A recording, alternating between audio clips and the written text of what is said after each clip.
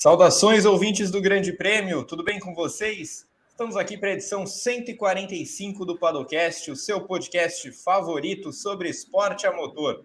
Eu sou Gabriel Curti, comando a nossa gloriosa atração com as presenças de Gabriel Carvalho e JP Nascimento. Na produção, Pedro Prado segue no comando com a gente. Espero que todos vocês aí do outro lado estejam bem. Antes de tudo, mantendo a nossa tradição, um abraço para os amigos da Central 3. Para o Gil, para o Yamin, para todos da Central 3, os maiores especialistas do país nos podcasts. Ouçam o Paddockcast até o fim, depois pulem direto para o feed dos nossos parceiros.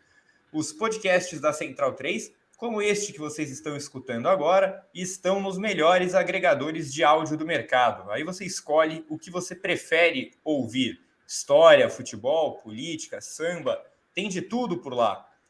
Bom, depois de 4 corridas, a Fórmula 1 vai desenhando um excelente duelo entre Charles Leclerc e Max Verstappen.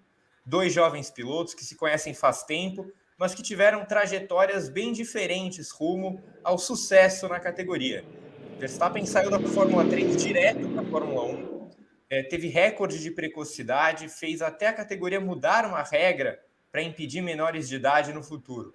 Leclerc fez o caminho mais convencional. Passou por Fórmula 3, GP3, né, GP2, Fórmula 2, enfim, chegou na Fórmula 1, e aí quando eles chegaram na Fórmula 1, tiveram caminhos parecidos, né, passagens relâmpagos por times menores, Toro Rosso por Max, Alfa Romeo por Charles, e aí eles foram alçados ao posto de protagonistas em Red Bull e Ferrari. Só que Verstappen agora é um campeão do mundo. É inegável que no momento os dois têm status diferentes na briga pelo título, né? Eles vão entrar nessa briga de forma diferente. Para o Leclerc é uma taça inédita, entrar num palco que ele nunca esteve. E o Max já viveu isso. Ele acabou de viver e diante de um heptacampeão do mundo, o Lewis Hamilton, um dos maiores de todos os tempos. E ele ganhou. Bom, hoje a gente vai debater os pontos fortes e fracos dos dois grandes candidatos ao título na Fórmula 1 2022. Como chegam suas equipes e até projetar favoritismos para as 19 corridas que ainda restam. Bora lá, então?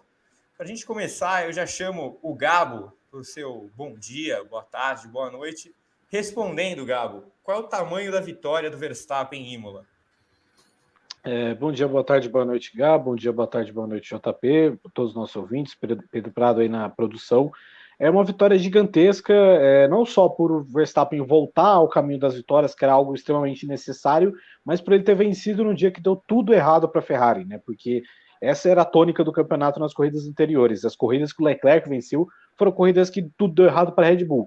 Então, até para a gente ter uma esperança de que vai ter um campeonato ainda, uma disputa mais forte, o Verstappen precisava de um dia onde tudo desse errado para a Ferrari, e foi exatamente o que aconteceu.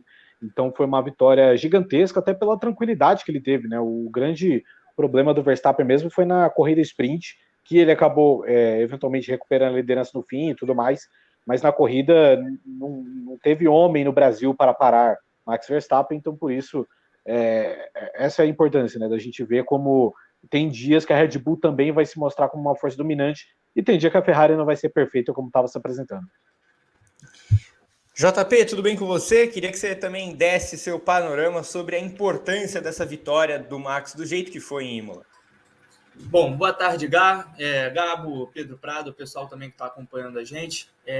Bom, também acho que foi uma vitória gigantesca do Verstappen, acho que foi, inclusive, a gente vai falar um pouco mais sobre isso na frente, mais à frente no programa, mas acho que foi assim, importante para dar um novo tom assim, para o campeonato, sabe? Até porque até agora estava muito difícil encontrar alguém que se equiparasse ao que a Ferrari pode fazer, principalmente pelo fato de que a Red Bull não estava conseguindo terminar as corridas, né? Estava com problema de confiabilidade muito grande e, enfim, o Verstappen já estava começando a dar sinais de impaciência, né? Então, acho que isso é importante, não só para o piloto, né? Que, enfim, obviamente é importante vencer, somou 34 pontos no mesmo final de semana, que é, assim, uma pontuação excelente, mas também é muito importante para a equipe saber que, enfim, está no caminho certo e tal. Acho que dá um panorama novo para a Red Bull a partir dessa vitória aí em Imola. Muito bem, muito bem. O Verstappen, aliás, estava pensando aqui, é a maior pontuação disponível no fim de semana na história, né? Acho que só perde provável que sim. Não, tem aquele final da Fórmula 1 em Abu Dhabi de 2014. Pontuação dupla. Pontuação Isso, dupla. Exatamente. Sobre 50 pontos, né? 50 pontos. Olha, inacreditável. Estamos vivendo uma nova era. Parabéns, Bernie Eccleston, inclusive, né? Que sempre Graça bom lembrar alcançada. desse momento. Sim, exato. Aliás, esse ano a gente está vendo vários momentos que remetem ao Bernie, né? Além de um fim de semana com 34 pontos, já teve regador na pista em Barcelona, na pré-temporada, que era um sonho do Bernie. Então fica aqui o registro de que o Bernie está voltando aos poucos. Ô Gabo, aproveita então e já manda o contraponto, digamos assim, dessa vitória do Verstappen. Qual o tamanho da batida do Leclerc nas voltas finais? Olha, é uma batida de um certo impacto, porque, enfim, foi um momento que talvez o Leclerc não soube medir. É difícil falar, né, que ele não soube medir o momento que ele estava vivendo ali, porque terceiro lugar no contexto do GP da Emília-Romanha não seria algo ruim para a Ferrari, não seria algo ruim para o Leclerc, ele estaria pela quarta corrida consecutiva no pódio. O problema é que aquilo, né, o piloto, quando ele vê uma oportunidade dele ganhar alguma coisa adicional, surgiu a oportunidade de quem sabe passar o Pérez e tudo mais, ele poderia se conformar, ele poderia ir para cima, e eu acho que ele faz certo em ir para cima, mas no que ele vai para cima ele acaba errando, e é justamente ali onde ele acaba jogando alguns pontos fora e deixa a distância muito próxima de uma corrida, né? Agora que uma corrida virou 26 pontos por causa da volta mais rápida, a distância agora entre os dois é 27, então ele acaba desperdiçando pontos muito importantes fora, né? Enfim, é um erro grande, né? Mas ainda está no início do campeonato, ainda muita coisa pode mudar. Então, ao mesmo tempo, se o Leclerc for dominante, ele for muito bem no restante do campeonato, ninguém vai lembrar do que aconteceu em Imola, né? E tudo mais, mas é um indicativo de que o Leclerc não é perfeito, de que o Leclerc também é humano e que de uma certa forma, a primeira vez que ele está brigando por um título na Fórmula 1, e esse tipo de coisa vai acontecer em algum momento. Então, assim, é um erro de muito impacto por um momento, né? Acho que dá uma baixada na crina ali, né? De quem estava dominando as ações da temporada, mas ao mesmo tempo há uma margem muito grande para se recuperar. A gente tem 19 corridas pela frente, então talvez a gente nem lembre no futuro de que o Leclerc errou em Imola. Antes de eu passar para o JP, Gabo, a gente falou no Paddock GP dessa segunda-feira sobre como o Leclerc estava beirando o limite nas últimas corridas e como isso estava sendo tratado de maneira até meio jocosa pela Ferrari, pelos fãs, né? A gente lembra aquele exemplo na última prova em que ele já tinha a volta mais rápida na Austrália e aí forçou o carro, mesmo com a equipe falando que não precisava. Você acha que essa batida pode fazer a Ferrari colocar o Leclerc mais dentro da rédea dela? Eu acho que sim, eu acho que pode ser de uma certa forma um aprendizado, né, para aprender a tentar gerenciar esse tipo de situação, porque é um campeonato que assim é equilibrado e tudo mais, mas a Ferrari ainda está na frente. A Ferrari ainda se mostrou como o melhor carro até aqui, acho que poderia ter vencido 3 das 4 corridas, e eu acho que é justamente sobre você gerenciar situações, né, de você tentar entender que em tal dia você vai vencer, em tal dia você não tá, e que talvez você precise se arriscar mais em um contexto onde, no geral, você tem que parar e pensar, tipo, talvez agora a Red Bull esteja tomando as rédeas do campeonato, então agora a gente tem que ser um pouco mais agressivo. Porque acho que enquanto a Ferrari ainda estiver no topo, o Leclerc ele não precisa, especialmente pela vantagem que ele já conseguiu abrir, ele não precisa se arriscar tanto, né, da forma como ele se arriscou na Emília-Romanha, né? Eu acho que é mais gerenciar e controlar todas as situações que tiverem ao alcance dele. E aí, JP, que tal o impacto que essa batida do Leclerc pode ter para a confiança dele, para o campeonato, enfim? Olha, assim, eu acho que para a confiança do Leclerc, acho que, principalmente pelo que o Gabo falou, a gente já tem uma boa fatia do campeonato pela frente, então eu acho que em relação à confiança, pode ser que seja um caminho mais tranquilo, de que, obviamente, ele já deve ter, inclusive, se reunido com a equipe, trocado uma ideia sobre o que aconteceu, e acho que em relação a isso não vai causar um impacto tão grande, né, na temporada dele a partir de agora. A questão é que é de fato a primeira vez, e eu acho que isso é muito importante ser destacado, é de fato a primeira vez que o Leclerc está envolvido numa batalha pelo título da Fórmula 1.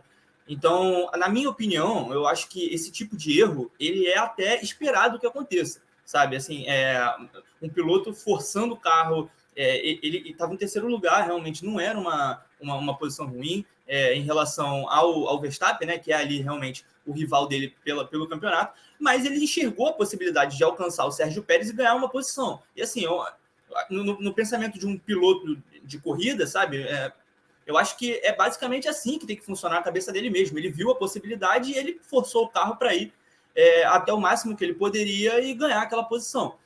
Mas isso também acaba fazendo com que o piloto fique suscetível a cometer mais erros. Ele vai além do limite em cada uma das curvas, e ele mesmo admitiu que naquele momento de fazer a chicane, ele tentou fazer um movimento diferente do que ele estava fazendo nas outras voltas. Ele tentou mudar para ganhar um pouco de velocidade, deu errado e bateu.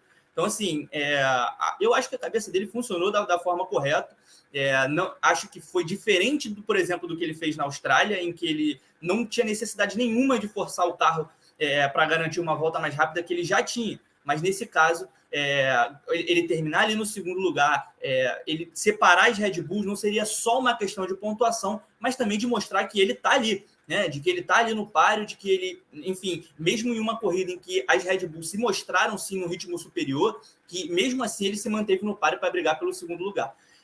Então, acho que tem muito a ver com o aprendizado do Leclerc, que é um excelente piloto, mas ainda está tendo essa experiência de disputar o título pela primeira vez. Ele não tinha tido essa oportunidade de fato antes, essa oportunidade palpável antes, sabe? Até porque a Mercedes sempre apresentou uma dominância muito forte na Fórmula 1, e até nos anos em que a Ferrari conseguiu se aproximar um pouco mais, a gente via que realmente existia um carro, né, que oferecia melhores condições do que o outro.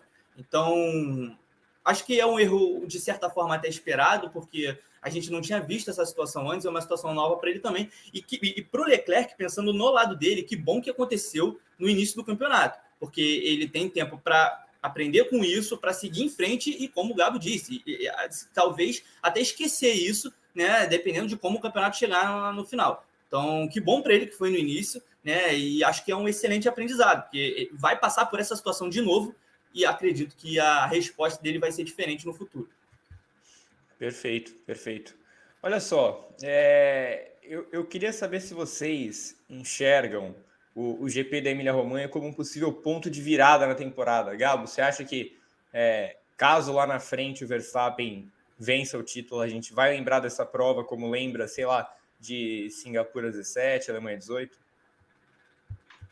Acho que o estágio do campeonato ainda é muito inicial para a gente pensar em necessariamente como um divisor de águas, né? A gente, até se a gente pensar, por exemplo, no ano passado, que, enfim, foi um ano que o Hamilton não chegou a abrir uma grande vantagem, né? Mas você tem o grande momento do Verstappen talvez foi aquela sequência ali de vitórias consecutivas da Red Bull, que ali já foi um pouco mais se guiando ao meio do campeonato, ou então 2018 e 2017, que foram anos, por exemplo, a Alemanha e Singapura eram corridas no meio ou já no estágio final do campeonato. Então acho que a gente está ainda muito no início, tipo, faltam 19 corridas, né? Então tem muita coisa pela frente.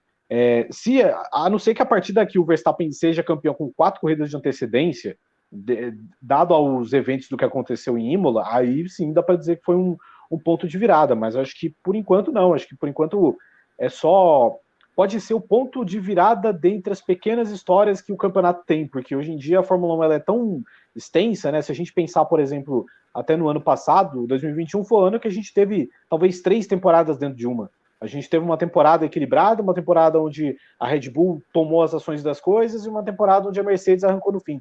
Então, talvez seja o ponto de virada dentro da pequena primeira temporada da Fórmula 1 2022. Se é que faz algum sentido isso, mas enfim, acho que deu para explicar. Faz todo sentido. Inclusive, JP, eu ia aproveitar para mudar um pouco a pergunta, justamente por esse ponto que o Gabo colocou das pequenas histórias, né? Então, ano passado a gente teve, por exemplo, pequenos pontos de virada. O Gabo lembrou das vitórias consecutivas que o Verstappen teve entre França e Áustria. Aí a gente teve a vitória do Hamilton na Inglaterra, com o Verstappen batendo, né, inclusive a colisão entre os dois, que podia ter sido um ponto de virada. Aí teve aquela sequência que o Verstappen ganha na Bélgica e domina completamente na Holanda, né? Aí mais para frente, a gente tem de novo a Mercedes voltando e vencendo 3 corridas seguidas até a final do campeonato. Então, eu vou perguntar mais nessa linha. Como um pequeno trecho de temporada, isso pode ter sido uma demarcação? Eu acho que sim, Gá. Considerando até isso que a gente falou aqui do ano passado, a Mercedes ainda estava levando mais uma corrida, né, em Abu Dhabi ali no final, acabou perdendo a corrida na última volta, Então, essa alternância ela é muito importante até para o entretenimento que a Fórmula 1 gera, né?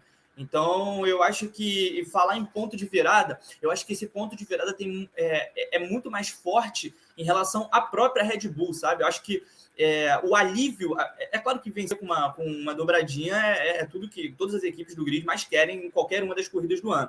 Mas eu imagino o alívio que tenha sido para a Red Bull, depois de eles se arriscarem em trazerem, não foi nada assim absurdo, mas trouxeram algumas atualizações para o carro em Imola em um final de semana que não é tão comum isso acontecer por causa da corrida sprint, e deu certo. Assim, acho que o alívio de chegar com os dois carros no final da corrida, concluir a corrida, não ter nenhum problema de confiabilidade, não ter problema com combustível, com motor, né, que eles estavam sofrendo, acho que para a Red Bull pode ter sido sim um ponto de virada, no sentido de que, olha, agora a gente entrou no campeonato, porque do jeito que estava até a corrida da Austrália, a Ferrari estava caminhando sozinha, porque a Red Bull até tinha o rendimento, a Red Bull sempre teve o rendimento, mas abandonava a corrida, né? Não tinha como acompanhar os carros, porque a confiabilidade da RB18 não era suficiente para isso. Então, acho que para a Red Bull pode ser, sim, um ponto de virada. E em relação a esses pequenos capítulos, né, que a temporada reserva para a gente, acho que é um ponto de demarcação muito importante para os dois lados.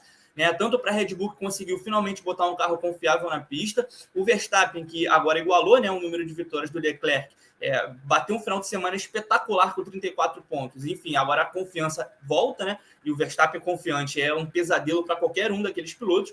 E também para o Leclerc e para a Ferrari, que agora estão vendo alguém no retrovisor pela primeira vez, porque assim, o George Russell era o segundo colocado do campeonato e uma Mercedes que não oferece nenhuma resistência à Ferrari atualmente. Então, pela primeira vez, a Ferrari vê alguém ali no retrovisor, né, se aproximando. Então, é o momento de ter um pouco mais de cautela, né, tanto a equipe e o Leclerc, né, para juntarem os cacos do que aconteceu em Imola, porque foi um pesadelo para a Ferrari, e conseguirem já apresentar um rendimento melhor em Miami. Não estou falando só de velocidade de pista, não. Eu estou falando de circunstâncias de corrida mesmo.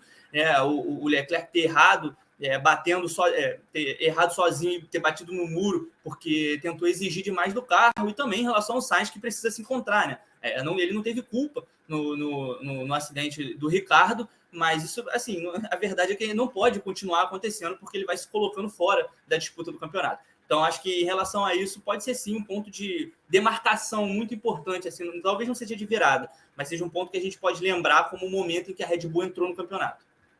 Justo. Gabo, no último programa, não só no Paddockcast, né, nos últimos programas, no briefing, no Paddock, a gente falava que o Leclerc era muito favorito pela performance dele, pelos resultados e pelo fato da Red Bull estar quebrando muito, né?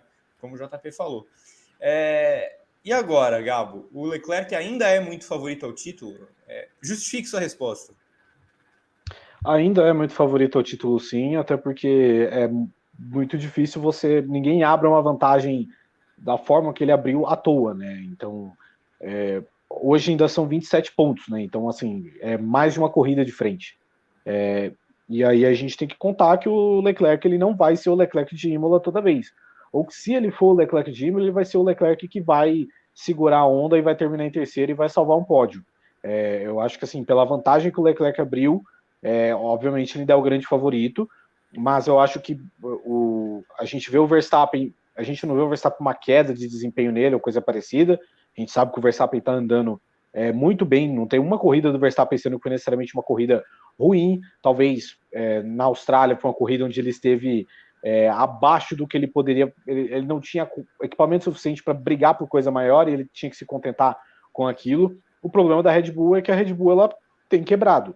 A partir do momento que a Red Bull parar de quebrar e o Verstappen ter uma constância, aí a gente vai poder levar realmente ele mais a sério como um grande candidato também, um candidato no mesmo nível do que o Leclerc é hoje. Mas é aquilo, vamos ver se a Red Bull vai ficar 2 corridas consecutivas sem quebrar com o Verstappen, é um passo. Se ficar 3, 4, 5, aí a gente já pode ir nessa situação, mas acho que pelo que o Leclerc abriu, não tem como negar que ele é o grande favorito, mas ao mesmo tempo é aquela coisa, são 19 corridas ainda restantes, é muita história, muita coisa que ainda tem para rolar, mas no momento eu ainda acho seguro falar que sim, o Leclerc é muito favorito ao título. E aí, JP, ainda é muito favorito? Bom, assim, eu enxergo o Leclerc ainda como favorito, sim, ao título, até pela distância que ele abriu, até pelo estágio que a Ferrari conseguiu alcançar. Mas eu tenho, sim, um pouco de dificuldade de colocar um piloto como muito favorito depois de 4 corridas, né? Então, por mais que a distância é grande, são 27 pontos, mas, assim, não é nem um pouco impossível para o Verstappen conseguir alcançar isso, até porque, cara, o Verstappen só termina em primeiro e segundo. Todas as corridas que o Verstappen termina é em primeiro e segundo lugar.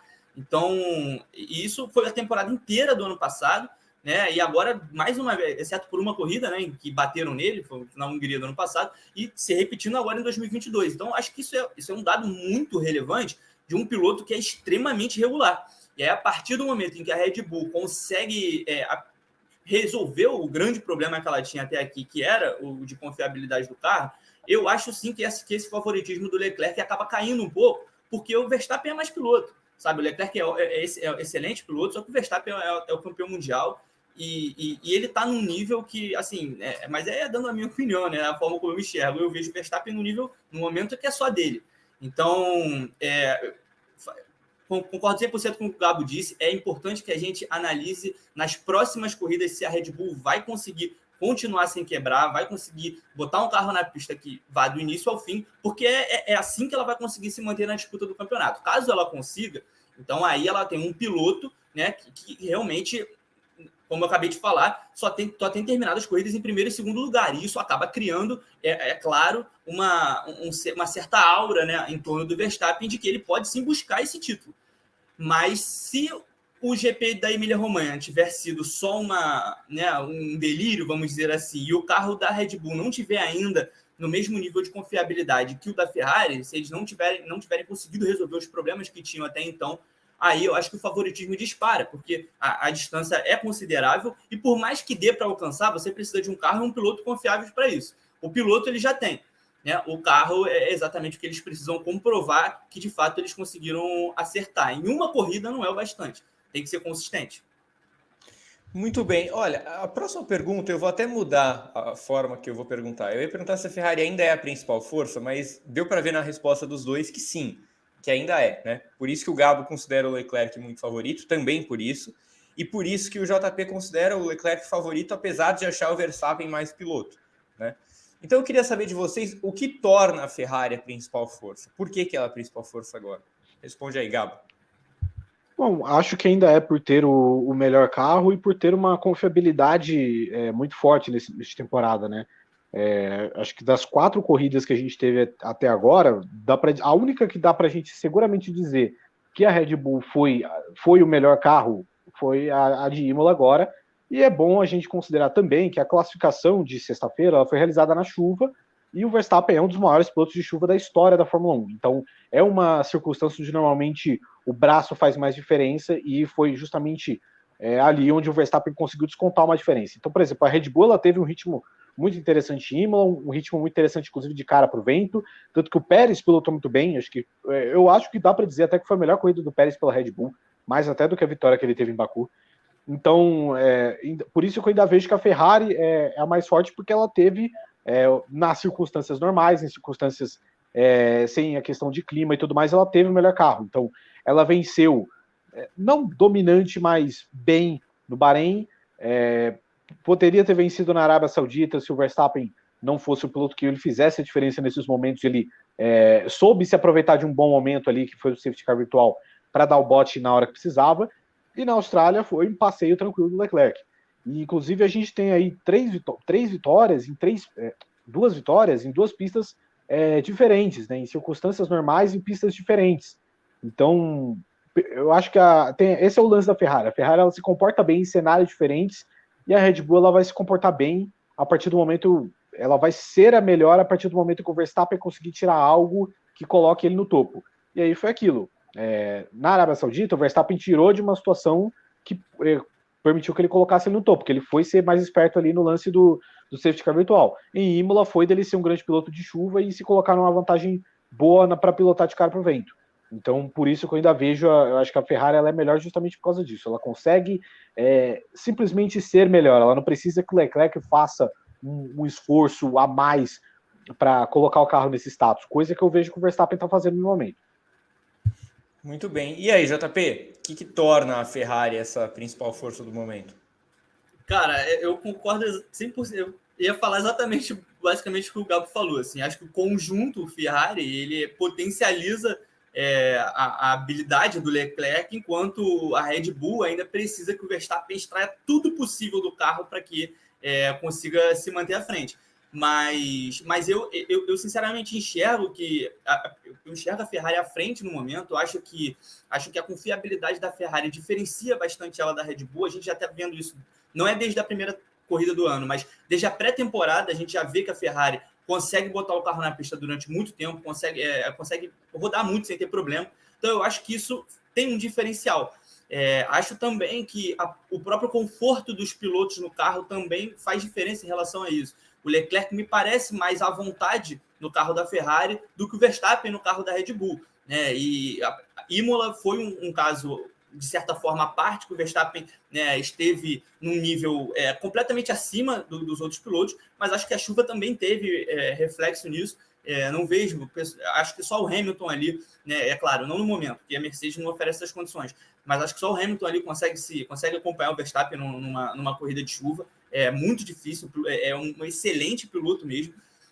Mas acho que a gente observar a diferença do Verstappen para o Pérez esse ano é menor do que do ano passado, e eu acho que isso tem muito a ver com o carro da Red Bull, que já não é tão construído para o Verstappen como era até o ano passado. Então, esse período de adaptação, eu acho que ele ainda está em andamento, por mais que já esteja bastante avançado. Acho que é um piloto que a habilidade, o talento dele faz com que ele consiga extrair mais consiga chegar nesse nível mais rápido do que os outros.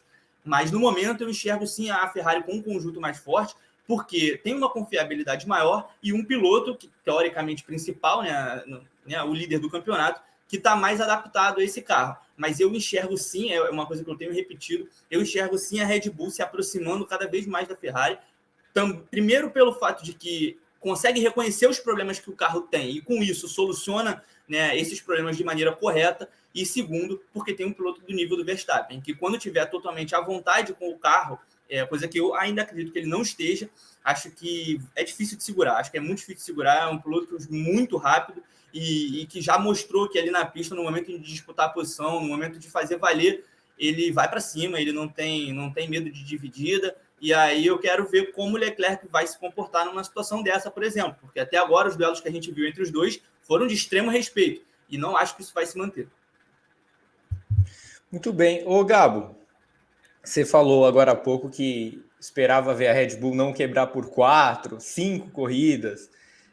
Então eu queria saber se a Red Bull passa pelo menos um pouco mais de confiança para você depois dessa vitória e se na parte de ritmo ela parece estar do nível da Ferrari. Eu acho que ela passou confiança, especialmente porque ela não teve grandes problemas nesse fim de semana, né? Mas é aquilo, ela também não deu problema na Arábia Saudita. Na Arábia Saudita, o Pérez poderia ter vencido, inclusive, se não fosse toda a questão do safety car na hora errada e tudo mais. Foi uma corrida que eles completaram com os dois carros. Eu acho que a gente tem que fazer a medição do quão confiável pode ser a Red Bull, ela tem que ser feita a longo prazo. Então não é por causa de uma corrida que eles não quebraram que, enfim, que a gente pode fazer essa análise. Porque no momento está 50-50 o Verstappen. Ele completou 50% das coisas que ele fez até o momento. Então, justamente, se a Red Bull ficar 3, 4, 5 corridas sem quebrar, aí dá para a gente ter, quem sabe, uma noção melhor se esse problema melhorou ou não. Inclusive, é até complicado, porque se ficar 5 corridas sem quebrar e na sexta quebrar, aí volta a ser um problema de novo, porque muito provavelmente a Ferrari vai aproveitar dessa oportunidade novamente. Então, acho que, por mais que a Red Bull tenha ido muito bem em Imola, é o melhor fim de semana da Red Bull em anos, o Red Bull como conjunto, é claro, ainda não acho que dá para cravar que todos os problemas de confiabilidade foram resolvidos. Sobre a questão de ritmo, é também complicado um pouco analisar ainda, porque, novamente, esse fim de semana de Imola teve a questão da chuva, que, por ter acontecido, ela modifica um pouco as nossas percepções, né? Então, por exemplo, o Verstappen na chuva, ainda na parte onde estava molhada no início da corrida, ele abriu uma distância confortável que não daria tempo, por exemplo, do Leclerc alcançá-lo, coisa assim. Então, acho que, especialmente na Arábia Saudita, é mais uma vez uma corrida que eu reitero, que a Red Bull não tinha o melhor carro, o Verstappen conseguiu roubar aquela vitória no fim. Então, eu acho que o ponto mais importante é que a Red Bull não teve necessariamente uma oportunidade para se mostrar de cara para o vento uma equipe que ela não vai ser batida. Como a Ferrari mostrou, por exemplo, na Austrália, como a Ferrari mostrou no Bahrein, que ia ser difícil de bater. Então acho que ainda faltou oportunidade para mostrar que a Red Bull está no mesmo ritmo da Ferrari. Acho que pode acompanhar e tudo mais, tem um piloto que tem a capacidade de colocar o carro numa margem muito parecida ali com a do Leclerc, mas acho que ainda falta muita experiência para a gente saber dizer ou não se estão no mesmo ritmo ou não e se o carro da Red Bull vai parar de quebrar. O Gabo, até porque se quebrar na sexta corrida vai dar 30% de aproveitamento de quebras, né? Que é altíssimo. Seriam 3 abandonos em 10. Para um carro que não quebrou no ano passado, né? Exato. Os únicos abandonos do Verstappen foram nas batidas que ele teve com o Hamilton e no estouro do pneu, que não tem nada a ver com a Red Bull. JP, que tal? Confiança na Red Bull aumentou um pouquinho e como que você vê as equipes no balanço do ritmo? Eu acredito que dentro da equipe, né, dentro da Red Bull, em que eles têm um controle, obviamente, muito maior do que foi feito no carro, do que eles esperavam para essa corrida, acho sim que talvez a confiança tenha aumentado, principalmente porque o objetivo principal era conseguir chegar no final da corrida com os 2 carros. A questão é que eles já fizeram isso antes na temporada, né, como o Gabo destacou aí, fizeram isso na Arábia Saudita, e o Verstappen acabou arrancando aquela vitória. Então, assim, o Imola não é a primeira vez. Eu acho que a gente precisa... Eu acho que para julgar a confiabilidade do carro, a gente precisa de uma certa regularidade ao longo de um número aí X de corridas, porque não dá para a gente dizer que eles resolveram todos os problemas, porque aí chega na corrida que vem, o carro quebra de novo e aí a gente volta para a conversa que a gente estava tendo depois do GP da Austrália. Então, é claro que a equipe funciona de uma forma que vai gerenciando os problemas para não repetir os mesmos erros, né? Erros que eu digo, no caso, problemas no motor, os abandonos mesmo, não os erros cometidos por equipe ou piloto. Então, assim, com certeza a equipe vai agindo semana após semana para ir corrigindo esses problemas. Mas a gente só tem como ter certeza disso quando o carro chegar na pista e corrida após corrida ele conseguir entrar e concluir, né, a disputa até o final. Então, acho que é cedo ainda para a gente falar que dá mais confiança, porque foi uma corrida só, né? Foi um resultado excelente, foi o final de semana dos sonhos para a Red Bull, não só pelo desempenho próprio da equipe, mas também pelo pesadelo que viveu a Ferrari. Então a gente precisa esperar aí um pouquinho mais as próximas corridas para poder, né, dar um panorama mais correto, né, mais acertado sobre o que a Red Bull vem fazendo, para ver se está realmente se pagando na pista, porque uma corrida só, e uma corrida em que praticamente tudo deu certo, é difícil de julgar também. Em relação ao ritmo, né, que eu não falei do ritmo, em relação ao ritmo, acho que vou repetir basicamente o que eu falei na resposta passada. Acho que a Red Bull ainda depende mais do Verstappen extraído do carro do que a Ferrari do Leclerc, né? Então acho que a Ferrari está um pouco à frente nesse sentido, apesar disso não ter sido visto em Imola, né? A gente teve uma classificação completamente diferente por causa da chuva das bandeiras vermelhas. A gente teve também a chuva durante a própria corrida, que altera ali enfim, a estratégia dos pilotos. Tem também esse lance novo do aquecimento dos pneus. A gente vê que os pilotos estão com muita dificuldade na saída dos boxes depois de trocarem os pneus. Foi inclusive assim que a Ferrari blefou para cima da Red Bull em Imola e mesmo assim perdeu a posição, porque teoricamente deu certo, né? Saiu à frente do Pérez, mas o Pérez estava com o pneu aquecido e o Leclerc não teve a menor chance. Então acho que nesse conjunto de fatores, a Ferrari está à frente sim ainda. A gente precisa esperar um pouquinho mais as próximas corridas para ver se a Red Bull conseguiu resolver os problemas. Olhando para os companheiros, né? Talvez o Sainz seja mais sorte, ou pelo menos ele era tratado assim antes do campeonato começar, mas o Pérez faz um 2022 bem melhor, né? Não só melhor, como eu escrevi no roteiro, mas bem melhor.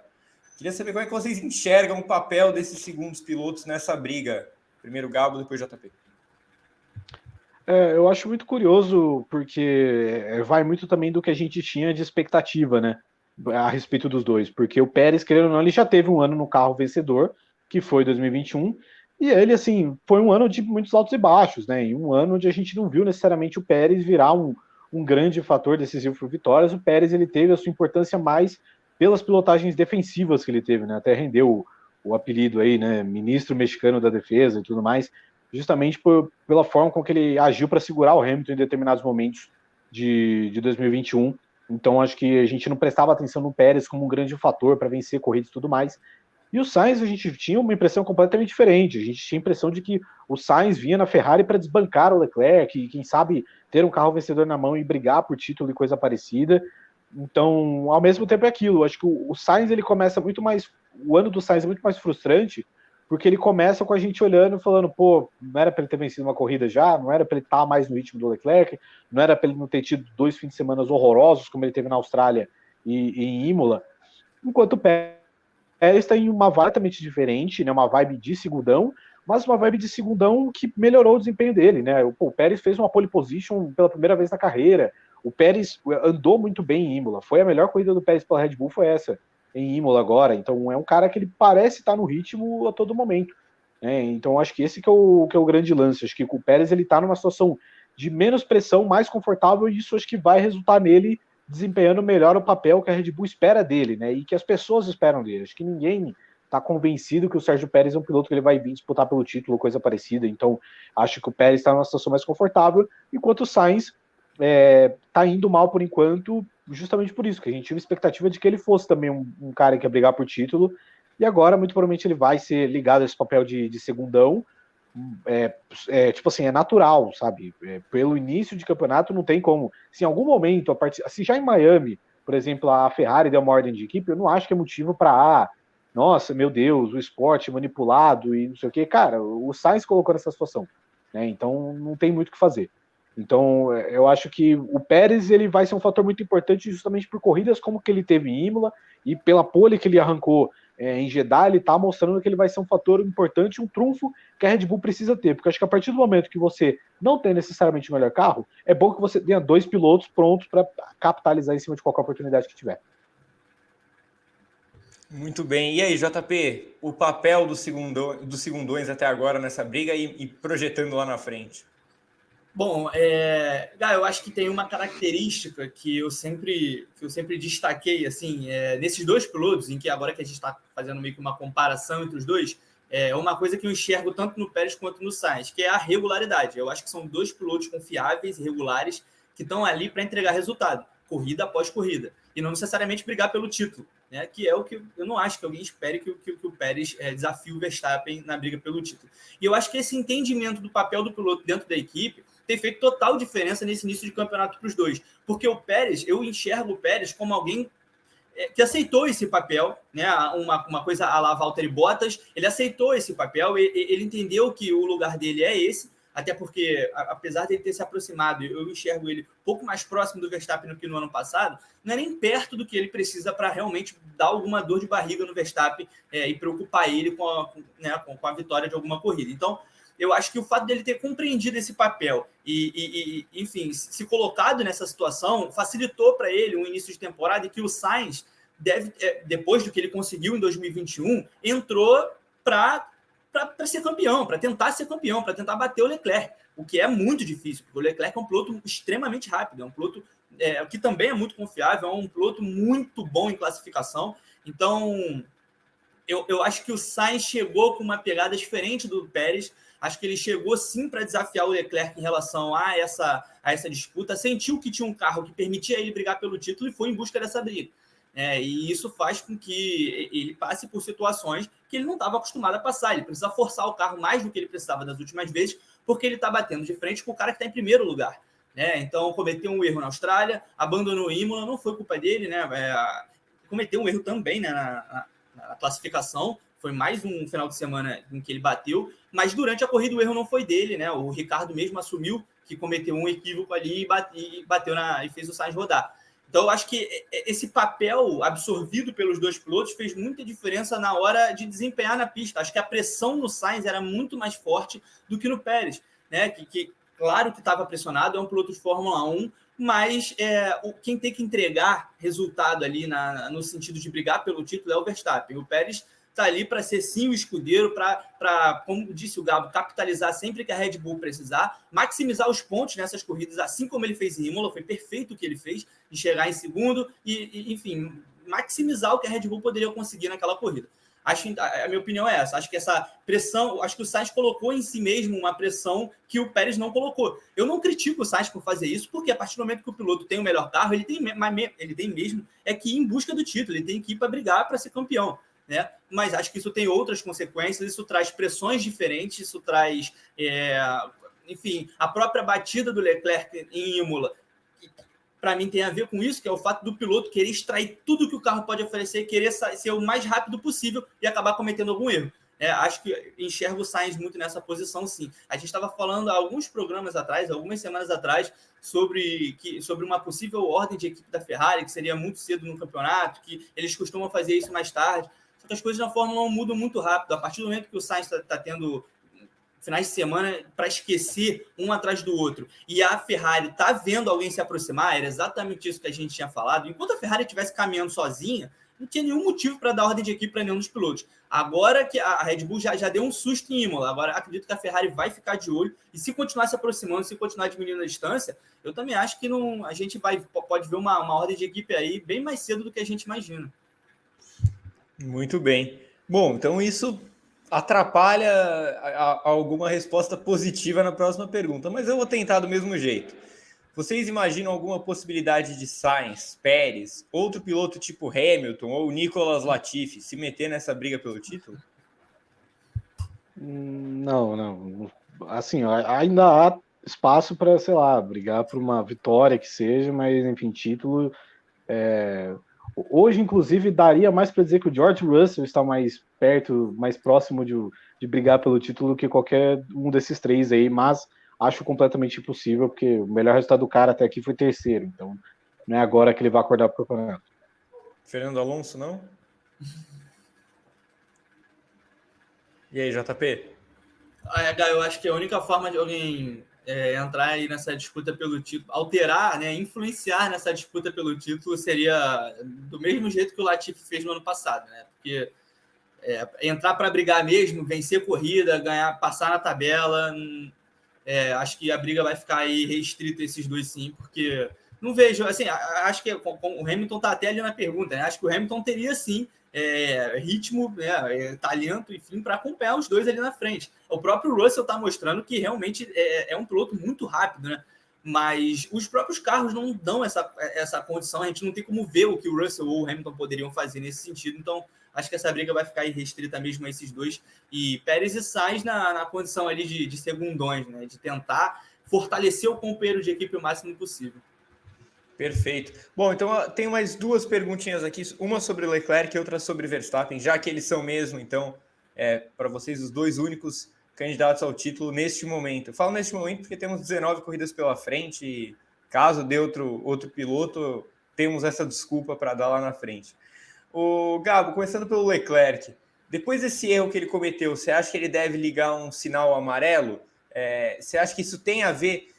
E até aproveitando o que você tem falado sobre o Sainz, né? Que o Sainz tem sentido um pouco a pressão de nunca ter estado num palco de disputa real. Você acha que o Leclerc pode estar sentindo isso também? Mais ou menos, assim, eu entendo o questionamento e acho que quem falar que sim não está necessariamente errado, mas acho que o Leclerc ele já esteve em grandes situações de forma recente na carreira dele, né? Ele tem um título de GP3, um título de Fórmula 2. Claro que, a Fórmula 1 é um negócio 100 vezes maior, né, uma realidade muito mais aumentada e tudo mais, mas acho que só foi um erro, assim, de quem quis demais e acabou se perdendo. Não, acho que o Leclerc também, de uma certa forma, ele tem menos experiência para essa primeira briga de título do que o Verstappen teve, tipo, no ano passado. O Verstappen, por exemplo, já tinha 5, 6 temporadas disputando a Fórmula 1, o Leclerc está na quinta agora, enfim é menos experiência do que o Verstappen tinha no passado, mas acho que foi só um erro de alguém que estava buscando demais, entendeu? Não acho que necessariamente mostrou imaturidade de quem está brigando pelo título e tudo mais, até porque a gente já viu, por exemplo, o Hakkinen, campeão mundial, teve uma batida em Imola também no ano do bicampeonato, então acho que é o tipo de coisa que acaba acontecendo quando alguém quer buscar além do que pode. Né? E aí, JP, você acha que pode ter ligado um sinalzinho amarelo ali? Eu acho que sim. Acho que quando a gente fala em sinal amarelo, não necessariamente é uma coisa 100% negativa, mas acho que em determinados momentos é importante. Eu acho que todo piloto que quer ser campeão da Fórmula 1, acho que todo piloto que chega lá, e eu falei muito isso sobre o Verstappen no ano passado, tem o lance de querer chegar lá, de querer ser campeão. Estou dando só um exemplo de que eu enxerguei o Verstappen em 2021 com muito mais vontade de ser campeão do que o Hamilton, que estava disputando com ele. Foi a forma como eu enxerguei. Então, eu acho que essa vontade, né, ela é muito importante. Essa vontade que, inclusive, eu acho que acabou causando o erro do Leclerc em Imola, né, que acabou batendo, porque tentou fazer uma coisa que não tinha feito antes, a tentativa de ganhar alguns décimos naquela chicane que aproximassem ele do Sérgio Pérez. É claro que se desse certo, ele ia fazer naquela volta, na outra, e ia continuar fazendo até que tivesse colado na traseira ali da Red Bull. Então, o sinal de alerta, o sinal amarelo, enfim, ele não necessariamente é uma coisa totalmente negativa, mas um momento de você sentar, parar e pensar que em alguns momentos você precisa ser mais cerebral do que potente, por assim dizer, entendeu? Acho que manter aquele terceiro lugar seria muito importante para ele, porque não era um prejuízo tão grande assim e muito longe do que é o prejuízo de você terminar em sexto. Que o tiro acabou saindo pela culatra. É claro que se ele tivesse acertado, se ele tivesse conseguido a ultrapassagem, essa conversa não existiria, né? E ele seria um excelente piloto que foi muito arrojado e conseguiu um segundo lugar. Então, é claro que os discursos dependem também das circunstâncias.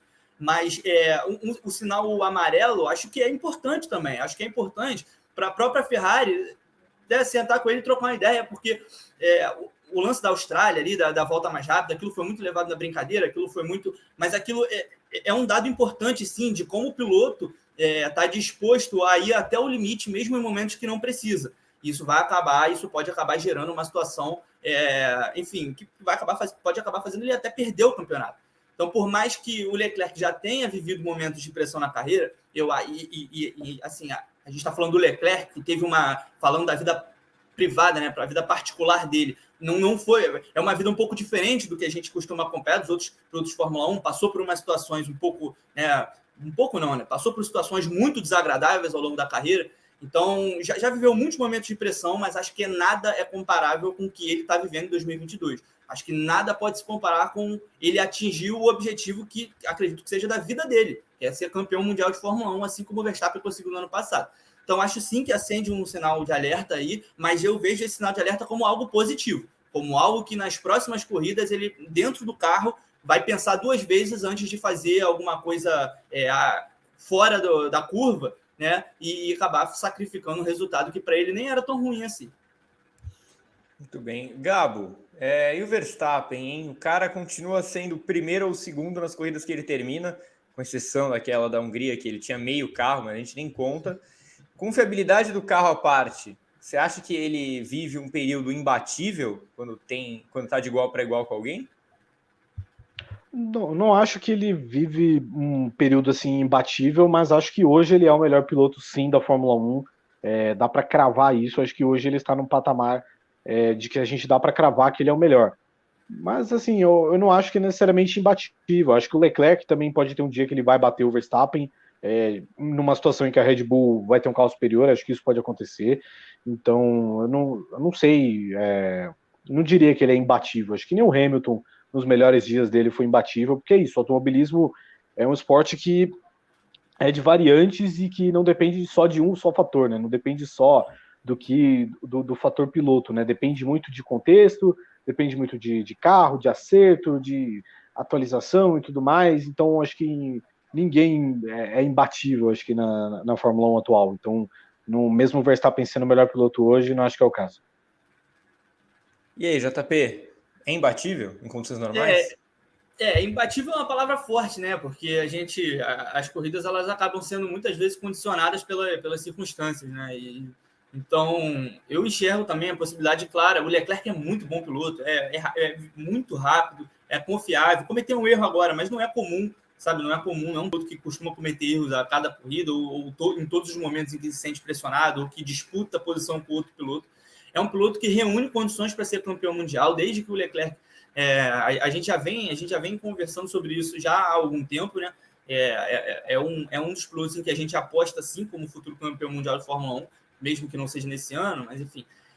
Mas imbatível é uma palavra muito forte para o Verstappen, porque é o melhor piloto do grid, cara, tá vivendo uma fase iluminada. O Verstappen parece que o Verstappen não comete erros, sabe? É muito difícil ver o Verstappen cometer um erro Quanto mais a situação da pista fica caótica, parece que ele se sobressai ainda mais, né? Porque você bota aquela pista chuvosa e os pilotos, né, acabam perdendo rendimento, por mais que os carros acabem sendo igualados um pouco, e o Verstappen não. O Verstappen continua na toada dele, que é uma toada particular dele, que em várias vezes os outros pilotos nenhum outro piloto da corrida consegue acompanhar esse ritmo.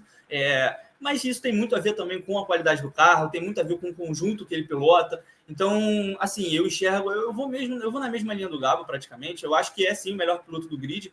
Acho que é o grande, antes do campeonato começar, acho que era o grande favorito que todo mundo apontava para ganhar mais uma vez. Isso antes da gente ver o carro da Ferrari, isso antes da gente ver, né, a situação precária da Mercedes.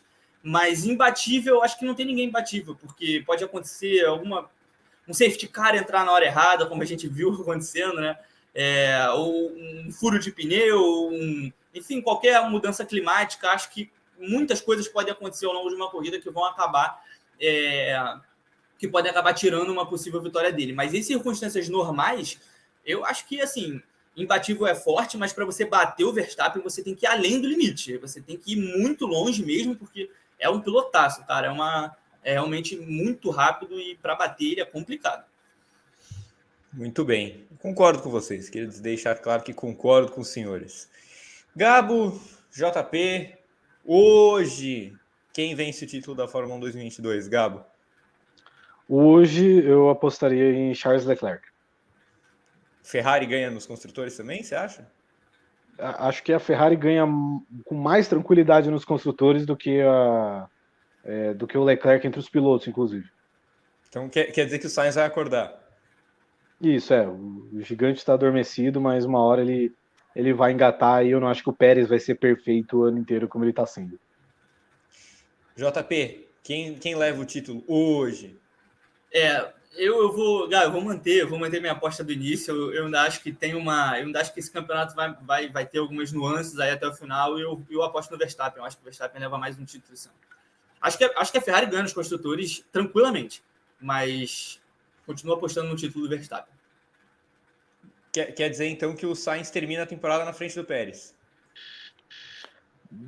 Assim, eu vejo mais possibilidade disso acontecer do que o Pérez manter esse ritmo que ele está conseguindo botar agora, principalmente o que ele conseguiu em Imola, ou a pole na Arábia Saudita. Acho que é questão de tempo até o Sainz conseguir voltar a ser o piloto que a gente viu no ano passado, né? Que até em circunstâncias caóticas conseguia trazer ali alguns pontos para a Ferrari. Eu lembro muito do GP da Turquia, é uma corrida que eu sempre faço questão de lembrar, que ele largou lá atrás, conseguiu chegar, acho que, se não me engano, foi em 8º, e todo mundo vivendo um caos na corrida, e ele conseguindo lá se manter na dele, fazer o trabalho dele certo. Então, acho que, assim, tá vivendo um pesadelo o Carlos Sainz, até porque essa batida do Ricardo em cima dele, cara, para mim isso foi um sinal claríssimo de azar, sabe? Isso foi para mim, né, o Ricardo, ele errou a entrada de curva, claramente, ele passa dali do apex, né, ele passa do momento de fazer a virada, e então eu não acho possível que esse azar vá durar muito mais tempo. Acho que ele termina na frente do Pérez, sim, até pelo conjunto que ele tem, né? Mais duas perguntas extras, então só o nome eu quero, por favor. Gabo, McLaren ou Mercedes? Quem termina na frente? Mercedes. Hamilton ou Russell? Russell. JP, McLaren ou Mercedes? Pô, essa pergunta é muito complicada, né? Cara, eu vou... É difícil, mas eu acho que a Mercedes ainda consegue encontrar alguma coisa aí nesse carro para terminar em terceiro nesse campeonato. Hamilton ou Russell? Hamilton. O Russell, acho que esse resultado de Imola aí foi uma excelente corrida e tal, mas assim, ele foi catapultado na largada, né? Todo mundo que largou do lado sujo da pista perdeu posições, então tá num ritmo bom, mas tá com muita sorte também. Na Austrália teve o safety car, então acho que o Hamilton termina na frente. Vai, Gabo, diga. Não, só que mesmo se a McLaren tiver um carro melhor que o da Mercedes o restante do ano, a pior versão do Lewis Hamilton sempre vai ser melhor que a melhor versão do Daniel Ricciardo. Então, para mim, essa é o que mata a questão para mim. Não, e a melhor versão do Daniel Ricciardo não me parece muito próxima, né? Então, ela tá perdida, ela tá em Enston ainda, né? Ou ficou perdida nos vestiários de Monza ali no ano passado. Exatamente. Olha só, gente, fim de semana não tem Fórmula 1, volta na outra semana em Miami, mas tem MotoGP, tem Indy, tem Fórmula E, Então vai ser um fim de semana cheio no Grande Prêmio. Acompanhe o noticiário no GP e na GPTV. A programação de vídeo continua por lá. O seu agregador favorito de podcast vai te dar os melhores programas da casa.